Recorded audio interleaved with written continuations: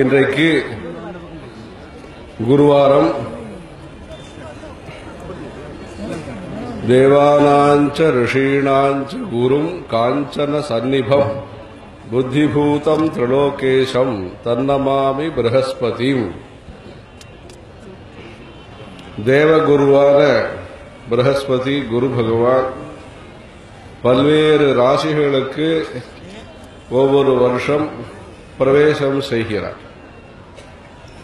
அதுபோன்று மேஷராசி, ரிஷபராசி, பல்வேறு 12 ராசிகளுக்கும் அவர் பிரவேசம் செய்யக்கூடிய வருஷமானது புஷ்கர வருஷமாக கருதப்படுகிறது. அந்த வகையிலே போன வருஷம், கடந்த வருஷம் ஆனது கன்னியா ராசியிலே குரு பகவான் பிரவேசம் செய்த நேரத்திலே கிருஷ்ணா நதியிலே புஷ்கர விழா கொண்டாடப்பட்டது.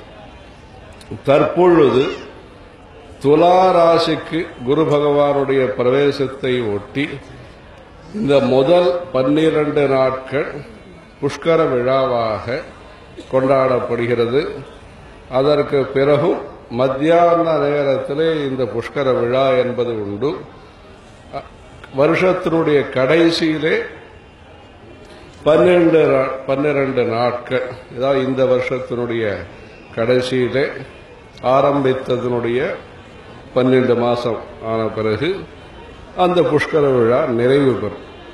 அதற்கு பிறகு விருச்சிக ராசியிலே அந்த குரு பகவான் பிரவேசம் செய்யும் பொழுது தாமிரபரணி நதியிலே இந்த புஷ்கர விழாவானது நடைபெறும். இப்படியாக தமிழ்நாட்டிலே நீங்கள் பல வருஷங்களுக்கு முன்பு எப்போது நடந்ததோ தெரியாது, தற்பொழுது நீங்கள் அனைவரும் சேர்ந்து, குறிப்பாக மாயவர மக்கள், மயிலாடுதுறையை சார்ந்த பக்தர்கள் சிறப்பான ஈடுபாட்டுடன் இதை நடத்தி கொண்டு வருகிறீர்கள்.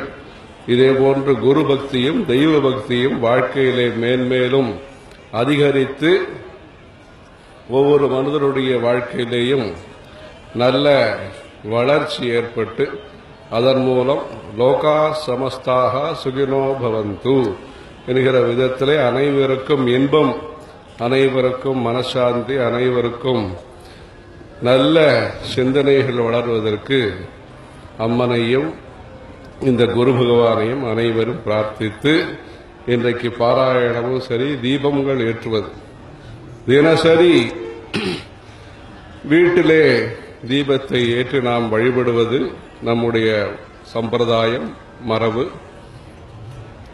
துர்கா, லட்சுமி, சரஸ்வதி 3 பேரையும் பூஜிக்கக்கூடிய நவராத்திரி விழாவும் இந்த புஷ்கர விழாவுடன் சேர்ந்திருக்கிறது. தீபலட்சுமியை வழிபட்டு அனைத்து நல்ல கடாட்சங்களை எல்லாம் பெற்று சிறப்பாக வாழ்வதற்கு அனைவரும் காவேரி அன்னையை மேன்மேலும் பக்தி செய்ய வேண்டும். ஹர ஹர நம பார்வதி பதையே.